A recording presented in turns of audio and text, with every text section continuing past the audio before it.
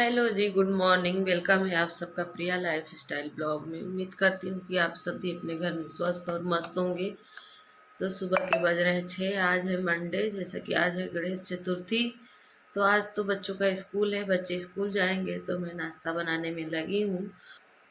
ठंडियाँ इतनी ज़्यादा पड़ रही हैं कि मैं क्या बताऊँ आप सभी को। मेरा चेहरा देख सकते हैं आप सभी, कितना सूजन आया हुआ है। और कल ना मेरे हाथों में भी, इस कलाई में भी दर्द हो रहा है, इसलिए मैंने यहाँ गरम पट्टी लगाई हुई है। और दरवाज़ा देख सकते हैं आप सभी, किचन का बंद है और मैं अपने काम में लगी हूँ। तो आज मैं क्या बना रही हूँ आप सभी को दिखा रही हूँ। आज मैं बना रही हूँ आलू गोभी मटर की सब्जी, क्योंकि मुझे रहना है व्रत। सिर्फ बच्चे ही नाश्ता करेंगे।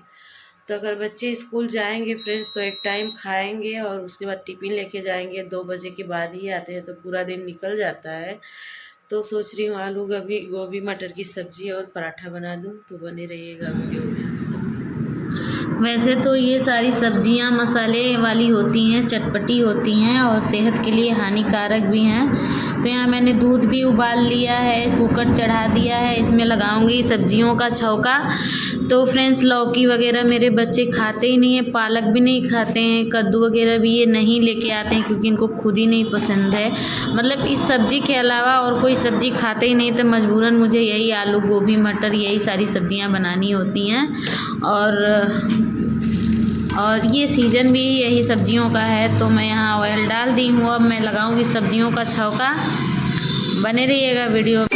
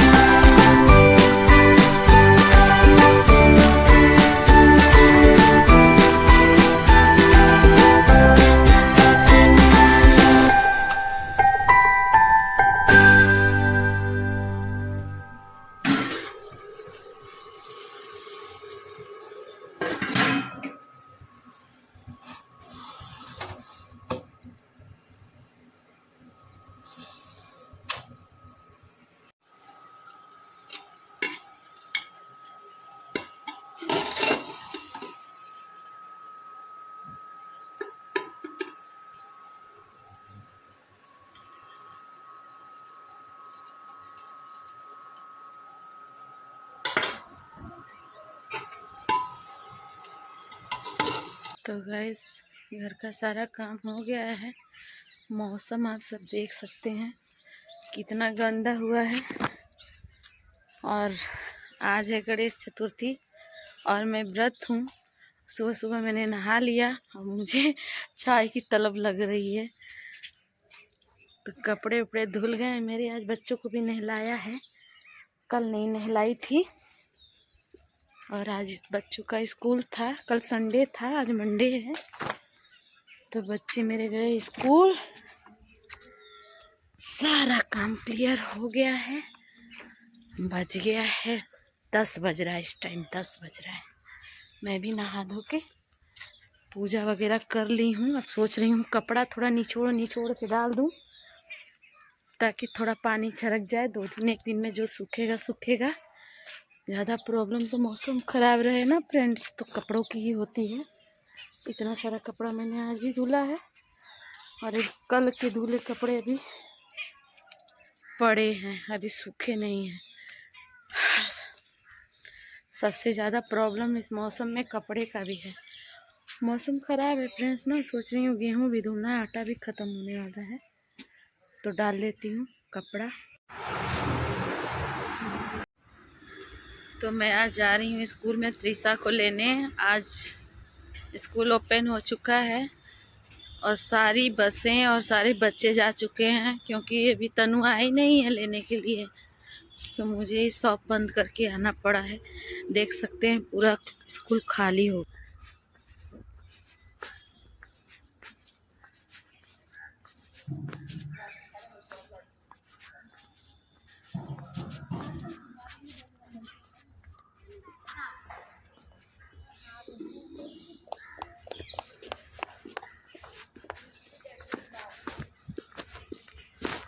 क्या हुआ?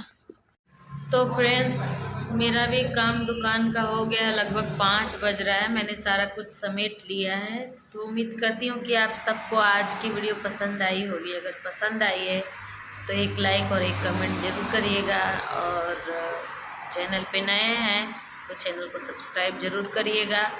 अभी मैं भी चल रही हूँ, क्योंकि अभी थोड़ा जल्दी ही जाऊँगी, क्योंकि पूजा पाठ की तैयारी करनी होगी फ्रेंड्स। तो इसलिए मैंने अब शॉप का सारा सामान समेट लिया है। थोड़ा बहुत ही काम था मेरा शॉप में, तो मैं कर रही थी। लग रहा है कस्टमर आ रहे हैं, अभी एक और कस्टमर आ रहा है। ये ब्लाउज़ मिला है मुझे बनाने के लिए, अभी जस्ट मिला है। और ये वाली साड़ी मिली है फॉल लगाने के लिए फ्रेंड्स। और बहुत ज़्यादा मुझे खुशी होती है, अगर मुझे काम मिलता है तो मैं बहुत ज़्यादा खुश होती हूँ। तो फ्रेंड्स मैं मार्केट गई, मार्केट से पूजा वगैरह का सामान ली और उसके बाद घर आई तो मैंने हाथ मुंह धुल करके कपड़ा बदल लिया, मतलब नहा लिया। एक लोटे पानी से नहाने के बाद मैंने कपड़ा चेंज कर लिया है। और यहाँ मैं ना सिंघाड़े का आटा वाटा का हलवा बनाती हूँ, क्योंकि बच्चों को ना ये बहुत ज़्यादा पसंद है। तो कोई भी व्रत करती हूँ ना तो बाबू पहले बोलता है मम्मी हलवा बनाओगी कि नहीं। सिंघाड़े वाली हलवा बहुत ज़्यादा मन से खाता है, तो इसी बहाने बना देते हैं, रोज़ कहाँ बना पाते हैं। तो सिंघाड़े का हलवा मैंने बनाया, उसको बना करके ना थाली में फैला के बर्फ़ी जैसा काट दो। देखिए यहाँ सारा सामान पूजा का मैंने अपना रख दिया है। तो अभी टाइम है, मैं रेडी नहीं हुई हूँ। हाँ, प्रसाद बनाना था तो मैंने नहा लिया है। तो इसी हाथ जो किचन में गंदगी है उसको क्लीन कर लेती हूँ, जो 1-2 बर्तन है उसको धुल लेती हूँ। उसके बाद जाऊँगी, रेडी हो जाऊँगी, और ज़्यादा कुछ तो मैं तैयार नहीं होंगी। हाँ, साड़ी मैंने पहन लिया है, लाल कलर की चूड़ी पहन ली है, बाल बना लूँगी। और छत पे जैसा कि पूजा करना है तो बहुत तेज़ ठंडी लग रही है फ्रेंड्स, तो शाल ओढ़ करके ही, स्वेटर पहन करके ही पूजा करना है। तो यहाँ सारा फल फ्रूट और मीठा और रख देने के लिए दूध, फूल, माला, पान, सुपारी, और ये मैंने सिंघाड़े के आटे का हलवा बनाया है। जो मुझसे हो सका है 1 घंटे में मैंने सारी तैयारी की है। और ये वाला व्रत मेरा छूट गया था, तो कितने लोग बोल रहे थे मुझे कि आप नहीं कर सकती हो, एक बार टूट गया तो नहीं कर सकती हो। लेकिन मैंने एक जगह पूछा तो बोले नहीं, अगर आप साल में 2 करती हो तो 1 बराबर कर रही हो, वो नहीं छूटा है तो कर सकती हो, ऐसी कोई बात नहीं है। तो मैंने क्षमा याचना की प्रभु से और माफ़ी मांगा, क्योंकि इस कथा में भी कथा अगर गणेश चतुर्थी का आप ध्यान से सुनेंगे तो उसमें भी बोला गया है कि मुझे ना जाति का पता है, ना धर्म का पता है, ना ज्ञान है, ना कुछ है। तो यही सारा कुछ मैं इस व्रत को फिर से उठा लिया। और भगवान आपके श्रद्धा को देखते हैं, आपके अंतर मन को झांकते हैं, ना कि आपकी बाहरी दिखावटी वाली चीज़ों। और भगवान से बड़ा ज्ञानी कोई नहीं है। मैंने बहुत लोगों से पूछा कि क्या मैं इस व्रत को कर सकती हूँ, तो कितने लोगों ने हाँ बोला, कितने लोगों ने बोला कि नहीं, छूट जाता है तो नहीं किया जाता है। लेकिन जब मैं 1 साल में 2 ये वाले व्रत पढ़ते हैं ना फ्रेंड्स, तो 1 मैं बराबर कर रही हूँ, तो 1 मुझसे छूट गया है तो उसको मैं दोबारा से उठा सकती हूँ। ऐसा मैंने एक ब्राह्मण से पूछा था जो बहुत जानकार हैं, तो मैंने पूछा और फिर से मैंने स्टार्ट कर दिया। और क्योंकि श्रद्धा पूजा में होना चाहिए। और मैं जो भी पूजा पाठ जो भी करती हूँ मन से और दिल से और पूरी श्रद्धा से करती हूँ। भगवान पता नहीं क्यों मेरे ऊपर खुश नहीं होते, ये मेरी किस्मत है। लेकिन मैं कोई भी कमी अपनी तरफ से प्रभु की सेवा में नहीं करती हूँ। और ऐसे लोगों की भगवान हमेशा परीक्षा लेते ही रहते हैं। तो देखिए कब तक भगवान मेरी परीक्षाएं लेते रहते हैं। और मैं हर बात पे भावुक हो जाती हूँ कि कभी कभी तो ये भी गुस्सा लगता है मुझे कि मैं पूजा पाठ करूँगी ही नहीं, क्योंकि भगवान मेरे से खुश ही नहीं होते हैं, मेरे से प्रसन्न ही नहीं होते हैं। फिर सोचती हूँ कि चलो कहा जाता है कि भगवान किसी को सुख इसलिए देते हैं कि उसकी नीयत को पहचानने के लिए देते हैं कि इसको धन दौलत पैसे रुपये से भरो, देखो इसकी नीयत कहाँ तक गिरती है। और दुख की घड़ी इसलिए आती है इंसान के ऊपर कि अपनों को पहचान होता है, कौन आपके दुख में आपके साथ खड़ा होता है, कौन नहीं खड़ा होता है। ये सारे लोगों के चेहरे जो हैं सामने आते हैं। और ऐसा नहीं है, सुख दुख दोनों बारी बारी से आते ही रहते हैं। तो हर परिस्थिति में आदमी को स्ट्रॉन्ग रहना चाहिए, ऐसा मेरा सोचना है, ऐसा मेरा मानना है। लोगों की नीयत का पता चल ही जाता है कभी ना कभी तो। और ये कहावत जो कही गई है कि सुख इसलिए आते हैं, श्री कृष्ण जी ने बोला था, सुख इसलिए आते हैं कि उसकी नीयत का पता चले, और दुख इसलिए आते हैं कि उसके सब्र का इम्तहान लिया जा सके। तो वही सारा कुछ है। ये सारी चीज़ें मैं बहुत ज्ञानी नहीं हूँ फ्रेंड्स, मैंने भी कहीं से सुना है और देखा है, इसलिए इसको मैं ग्रहण कर लेती हूँ। हाँ, थोड़ा मेरा माइंड डिस्टर्ब हो जाता है, लोगों की वजह से थोड़ा उथल पुथल मन में मच जाता है, इसलिए मैं थोड़ा भावुक हो जाती हूँ, रोने लगती हूँ। या फिर बहुत कुछ है मेरे अंदर, अभी बहुत सारी बचपनाएँ हैं मेरे अंदर, अभी बहुत स्ट्रॉन्ग नहीं हूँ मैं अंदर से, इसलिए लोग मुझे समय समय पर तोड़ ही देते हैं।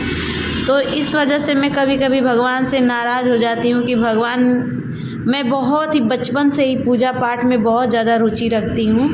और जैसा कि आप सब मेरी माँ से मिल लिए हैं ना, मेरी माँ ने कोई भी चीज़ के लिए मुझे प्रेशर नहीं दिया, तुम ये करो तो वो ये करो। मैंने जो भी शिक्षाएं ली खुद से अपने मन से समाज से सीख करके उसको ग्रहण किया, क्योंकि मेरी माँ को ये नहीं था कि तुम ये करो चाहे वो करो। मैंने पढ़ाई भी अपने इच्छा अनुसार ही किया है। मेरे चारों भाई बहन जितना जिसको इच्छा किया उतना पढ़ाई किए हैं, किसी को कोई प्रेशर नहीं था। मेरे पापा की भी कमी मुझे बहुत ज़्यादा खलती है फ्रेंड्स, क्योंकि एक स्ट्रॉन्ग गार्जियन का होना बच्चों के लिए बहुत ज़्यादा ज़रूरी है। गार्जियन ही बच्चों को अच्छे रास्ते पे ले जाते हैं। आज मैं अपने बच्चों को डांटती हूँ, बहुत डांट लगाती हूँ, तो कहीं ना कहीं वो बच्चों के लिए फ़ायदा ही होता है। बार बार टोकना, डांटना, पढ़ो लिखो खेलो कूदो, ज़्यादा मत घूमो नहीं, ये सारी चीज़ें एक माँ को या बाप को ज़रूर करना चाहिए। लेकिन मेरी माँ ने कोई भी पाबंदी नहीं लगाई, इसलिए शायद मेरा लाइफ में इतना स्ट्रगल है। और कभी ना कभी माता रानी और भगवान जी अगर मुझसे खुश होंगे तो ज़रूर मेरी सारी कामनाएं, इच्छा जो मेरी हैं, अंतर मन की जो इच्छाएं हैं उनको पूरी करेंगे। और मैं बहुत छोटी थी, मैं बचपन से ही फ्रेंड्स पूजा पाठ बहुत ही मन से, मैं छोटी सी थी तो सीरियल आया करते थे ना टीवी पे, तो उसको देख के मेरे मन में जागृति होती थी कि मैं ये करूं, मैं ऐसे करूं, भोलेनाथ की पूजा करूं। मैं मिट्टी से मूर्ति बनाती थी, सारे बच्चों को जुटाती थी, उसको फूल माला बेलपत्रों से सजाती थी उस मूर्ति को, और वहाँ पे गोबर से लीप करके वहाँ बच्चों में खेल खेल में मैं पूजा करती थी। शिवरात्रि के दिन उनका मंडप बनाती थी। और इतना मैंने शंकर जी के पूजा किए हुए हैं, इतना किए हुए हैं। मैं सावन के सारे सोमवार रहती थी। कृष्ण जी के जन्माष्टमी का भी मैं व्रत रहती थी फ्रेंड्स। हमारी मामी के यहाँ मैं ना एक बार गई थी तो मामी लोग व्रत थी, तो मजाक मजाक में उन्होंने शर्त लगाया कि आप भी रहोगी, तो मैंने बोला हाँ मैं भी रहूँगी। तो नहीं रह पाओगी, तुमसे होगा ही नहीं, इसमें पानी नहीं पीना है, पूरे दिन व्रत रहना है, 12 बजे रात के बाद पानी पीना है। तो मैं और मेरी मामी की लड़की में शर्त लगी कि मैं रह जाऊँगी, उसने भी बोला कि मैं रह जाऊँगी। लेकिन जब खाना बन गया ना, मामी ने बना दिया, तो वो खाना में मतलब सब हंसने लगे कि ये नहीं रह पाएगी, इसको लालच लग रहा है, ये खाएगी ये पिएगी। तो उसने व्रत तोड़ दिया, कर दिया नहीं अभी तो बहुत उम्र है, मेरा बहुत उम्र पड़ा है, मैं व्रत रह लूँगी, अभी तो खाने दो गरम गरम। तो उसने खाना खा लिया और मैं इतनी ज़िद्दी थी ना फ्रेंड्स, मैं 12 बजे रात तक बिना। तो गुड मॉर्निंग फ्रेंड्स, कैसे हैं आप सभी। कल का जो वीडियो था मैंने एंड नहीं किया था, और पूजा करने के बाद मैं नीचे आई और ना पूरे दिन मैंने चाय नहीं पिया था। मेरा सर इतना ज़ोरों से दर्द कर रहा था कि मैं आप सभी से बता नहीं सकती।